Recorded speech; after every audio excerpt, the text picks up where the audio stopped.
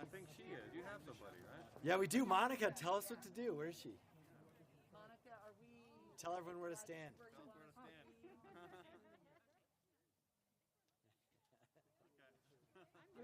Keep teasing her. It's like her second week. Okay. We're good. Everything's great. Good. Okay. I guess I tease naturally. Yeah, and let's see. Okay, I think we're all set. So, all right, well, let's go ahead and get started. We're here for what is always a special occasion in Albuquerque, and it's the opening of a brand new community center.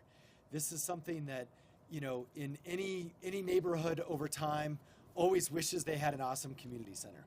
And we're able to actually deliver on that for this sort of far Southeast Heights or Southeast Gateway corridor part of our city.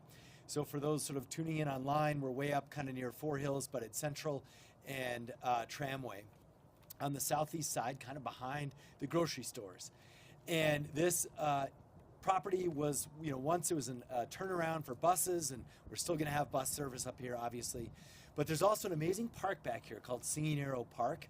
And it's also an archaeological site that we're doing some improvements on, but you'll see inside the center we really reflect the context of this community center and its surrounding areas. And so it's a special sort of addition to the community that lives here now, is telling the story of the community that used to live here a long, long time ago. Now, some other aspects to this neighborhood, of course, this was for me personally, the far eastern edge of my state Senate district.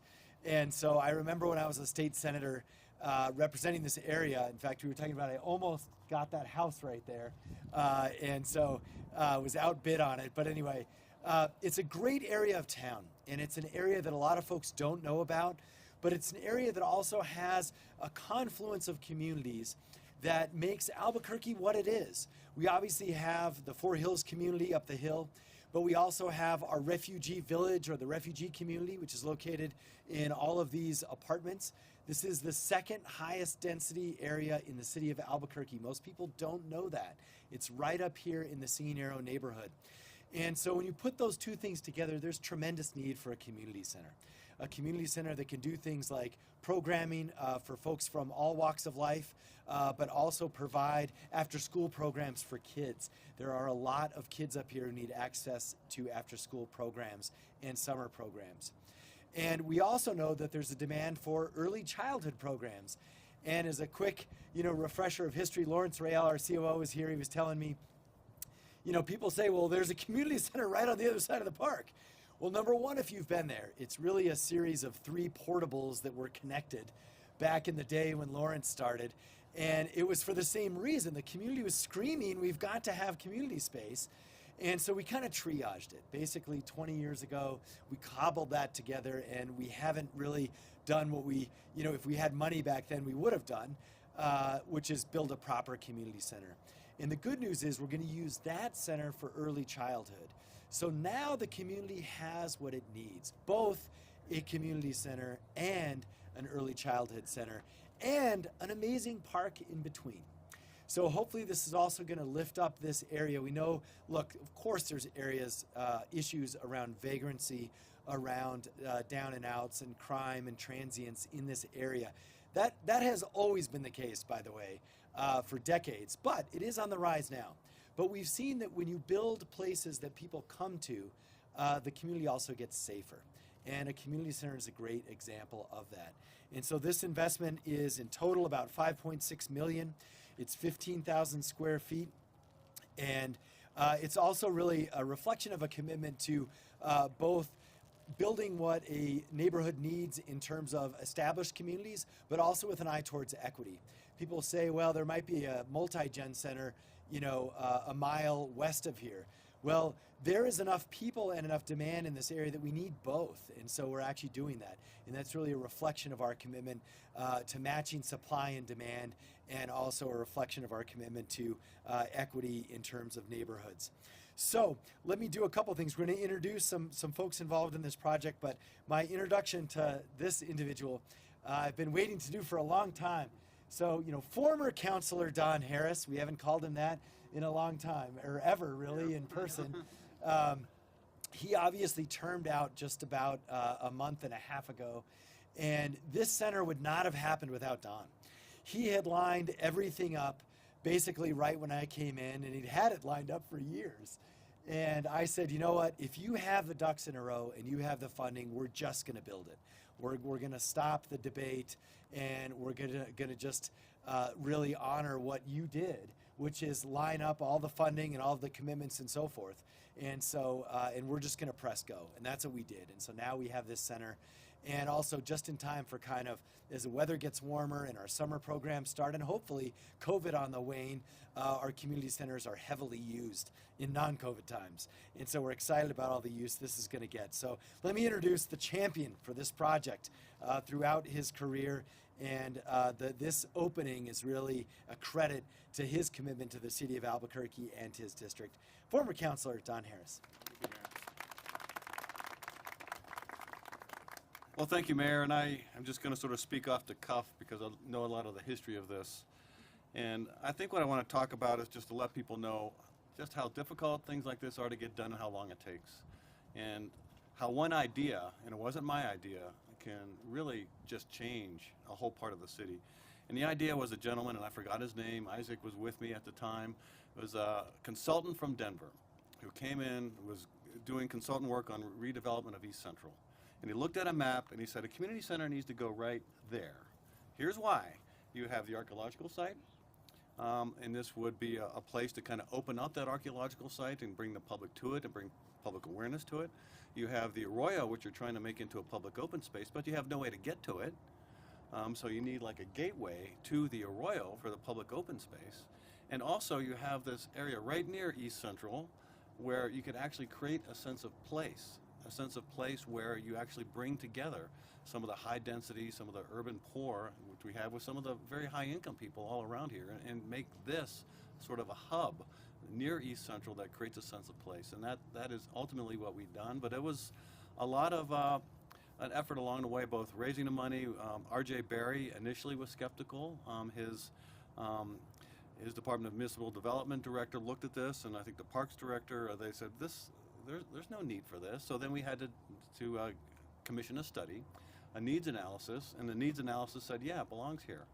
So that consultant was correct. And then the mayor thankfully backed me after got RJ on board. Then RJ left office, Mayor Keller came in, and he was very supportive. But you know, people have due process rights, and the people around here exercise them, and they exercise them, and they exercise them. And that was about lots of exercise. about 2 years or more, I think 2.5 years of appeals before, and even the last one, they filed an ethics complaint against me for funding a community center, go figure. But so for all, you know, I guess what I wanted to say is what reminded me is that if you're going to do anything important, and I'm also talking to my successor, Renee Grout, if you're going to do anything that's really important, you're going to be affecting change. And if you're going to be affecting change, you're going to be making some people mad. So I think that's kind of a sign that, you know, sometimes as elected officials, we're like sandpaper. We're like rubbing the edges off of something and people don't like it, but that sometimes it's just what we have to do. And it wouldn't have happened without all the people that are here behind me, Mayor Keller, all the administrative officials in the city of Albuquerque. Because one thing that the councilors can do, we can do one thing really. It's the one area where the councilors actually have a little bit more power than the mayor sometimes is with money. So we can raise money. But what we are really blessed by as a city of Albuquerque is all of the people who are in the administration who just do tremendous work. They just build amazing parks.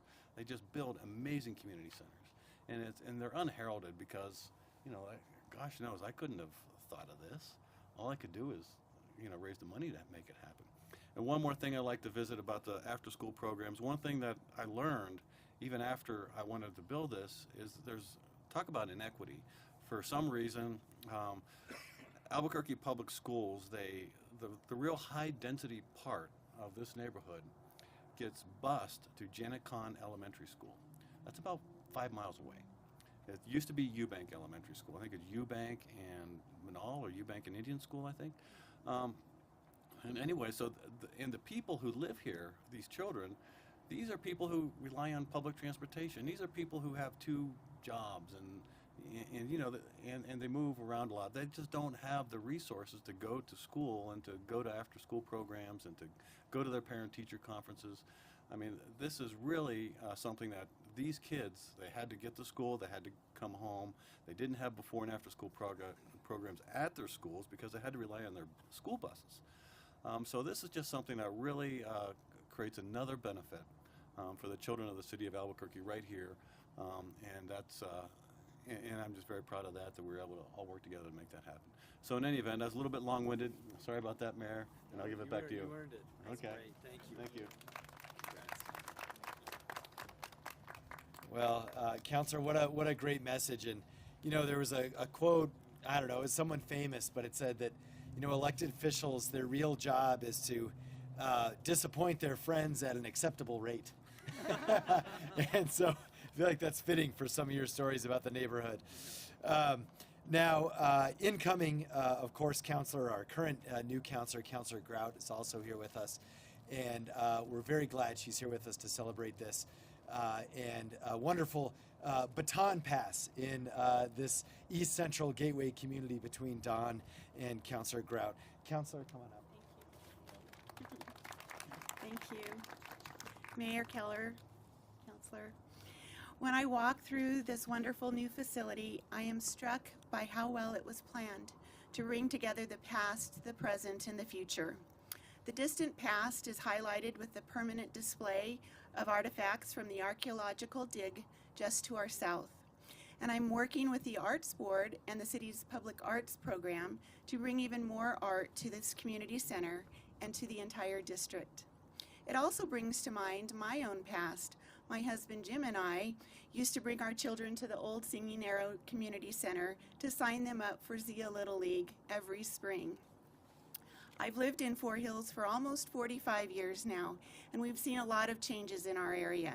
The city has grown. We have new homes and new neighbors. Now we have this modern, expanded facility for the entire community that they can all use for all sorts of activities. We need to use it and enjoy it. We need to reserve the rooms for neighborhood association meetings. We need to host baby showers here. Let's have arts and crafts fairs here. I think this would be an awesome place for a summer fest, highlighting the many cultures in our area. Come and work out in the new facility with all the brand new equipment. And bring the kids here for the before and after school programs and enjoy the summer day camps that are being planned now. I see this place as a place where we can gather together and plan for the future. It's a safe place for our children to learn and grow. I'd like to thank former City Councilor Don Harris for all of his hard work in planning and funding this facility. I think it's a lovely addition to our neighborhood. Thank you.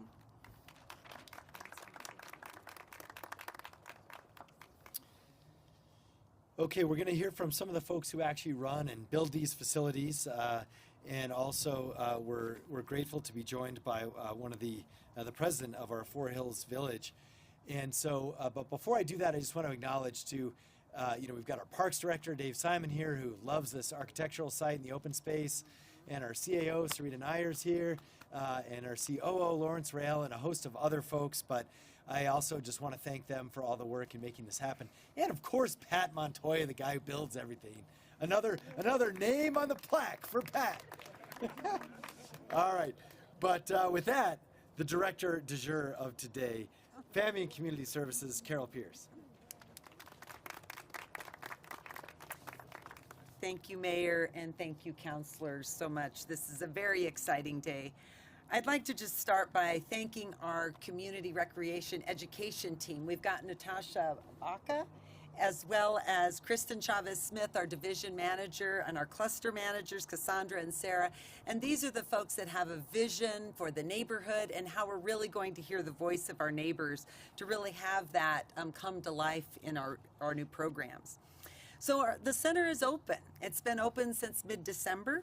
We've got about 25 to 30 youth coming every day after school. And not only do they come after school, they receive supper. They have an evening meal, and then we have quite a few children that also come in the morning to have breakfast before they go to school. And we're excited to expand that as we move into summer. I appreciate, Counselor, how you really painted a beautiful vision about what's possible here in our center for this summer.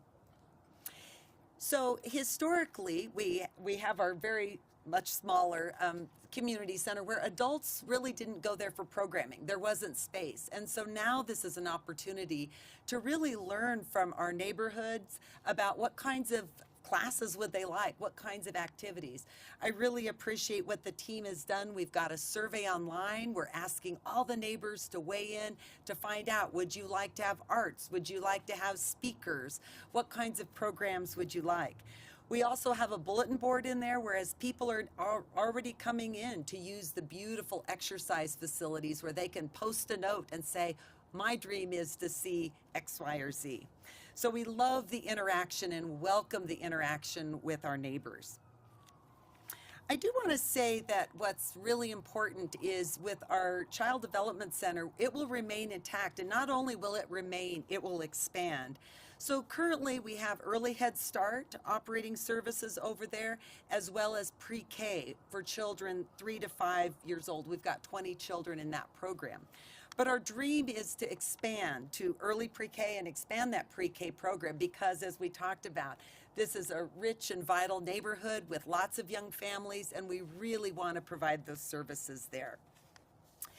We also are encouraging people and the youth to sign up, and the adults. Again, here at our Singing Arrow Community Center, the services are at no charge. There's not a fee to come in and use the exercise facility and partake in the upcoming classes. I do want to thank Jerry with Fitness Superstore, and he's helped us really have a state-of-the-art exercise room that has a beautiful view of one of our key strengths in our community, which are those mountains. So thank you very much. I also would like to say that coming up on February 28th, we'll be doing our youth job fair. So the city, together with Parks and Rec and our cultural department, we will hire over 1,200 youth. I always have 1,200. That's a lot. And these are youth that we will be hiring to run tennis programs, swimming programs. That's through Dave's shop. And here we will want some of our youth in the neighborhood to come over and apply for jobs here so they can work right here where they live. So look online at our city website for the job fair that's coming up to be a part of that. I do want to just echo what the mayor said. I remember when Dave Simon had and talked about the vision on the archaeological strengths that are here, and I hope everyone will enjoy seeing those artifacts on loan from UNM. I think it's really something very special. So again, thank you, and thank you to our neighborhood leaders that are here. We look forward to working with you and having this be another vibrant community center here in our community.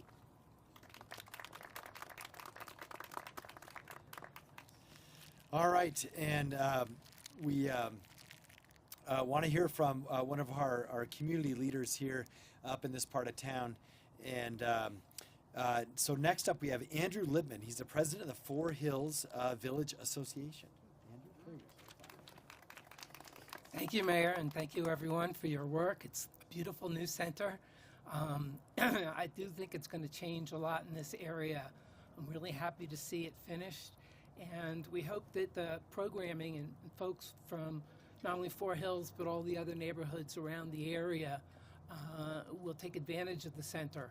The programming will really determine who uses the center and will help to change the vision of this area.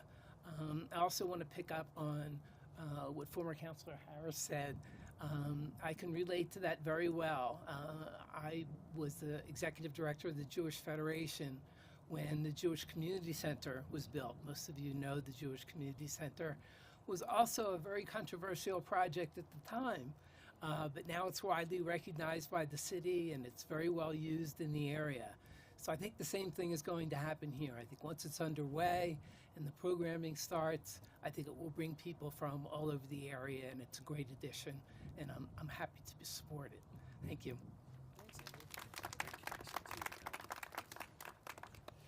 Okay, so I think with that, we're basically just going to all take a tour as sort of our next step. But if there are questions, I know we have a couple of folks here. We're certainly happy to take them. I also know opening of a community center is pretty straightforward usually, but any questions from folks? All right. Okay, great. Well, with that, let's go take a tour, and congratulations, everybody. Good job.